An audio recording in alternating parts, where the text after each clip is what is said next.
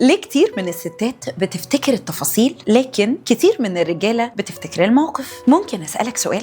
هو ليه بعد خناقة حصلت من 2 الزوج يقول أنا أصلاً مش فاكر الخناقة دي، والزوجة ترد عليه أنا مش بس فاكرة الخناقة، لا ده أنا فاكرة كنت لابس إيه وإحنا كنا فين، والكلمة اللي قلتها بالحرف. هو معقول واحد نسي وواحدة فاكرة كل التفاصيل؟ ولا يمكن مخ كل واحد فيهم كان بيسجل حاجة مختلفة؟ المشكلة إن الموقف ده بيتكرر في بيوت كتير. الزوج مستغرب هي ازاي لسه فاكره، والزوجه مستغربه اكتر هو ازاي نسي. ومن هنا بتبدا مشكله جديده، كل واحد فاكر ان التاني بيقصد يضايقه، هي تفتكر انه مش مهتم وهو يفتكر انها بتبالغ، مع ان الحقيقه ولا دي ولا ده. الفكره هنا بكل بساطه لما بنعيش موقف فيه مشاعر قويه كل واحد بيخزن الذكرى بطريقه مختلفه. كتير من الستات بيفتكروا الاحساس اللي عاشوه وقتها، علشان كده تفاصيل المكان والكلام والتوقيت بتفضل مرتبطة عندهم بالمشاعر. أما كتير من الرجالة بيفتكروا الحدث نفسه أو النتيجة، مش لأنهم مش مهتمين لكن لأن طريقة معالجة الموقف عندهم مختلفة. وده مش قانون على كل الناس لكن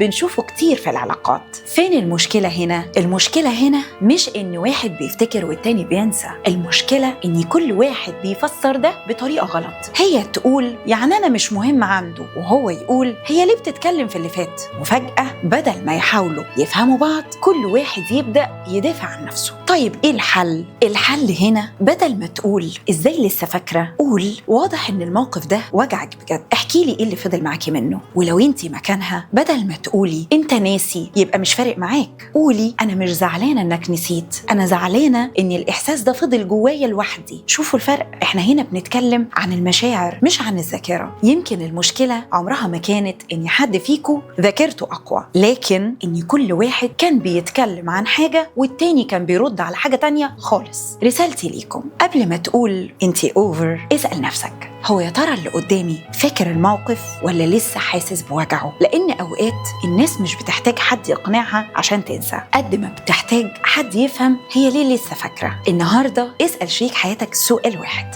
ايه الموقف اللي لحد النهاردة فاكره وانا يمكن ما كنتش واخد بالي انه وجعك، ووعدني ما تقطعهوش وما تبررش. اسمع بس، لو وصلت لحد هنا فانا بشكرك من قلبي انك اديتني من وقتك كام دقيقة، ولو حسيت ان الفيديو ده خلاك تبص لشريك حياتك بطريقة اوعى واحن يبقى احنا كسبنا خطوة. ولو تعرف حد ممكن يفرق معاه الكلام ده ابعت له الفيديو، يمكن يكون سبب في فهم ونجاح علاقة. وما تنساش تتابع الصفحة لان الموقف اللي جاي بصراحة هو اكتر موقف بيعمل خناقات بين الازواج. ولو نفسك تتعلم اكتر ازاي تفهم شريك حياتك وازاي تتعامل مع الاختلافات دي من غير ما تتحول لخلافات، فده جزء من اللي بنشتغل عليه في برنامج تأهيل المقبلين على الزواج وحديثي الزواج. لو حابب تعرف التفاصيل اكتب تأهيل في التعليقات او ابعت رسالة للصفحة وهنتواصل معك.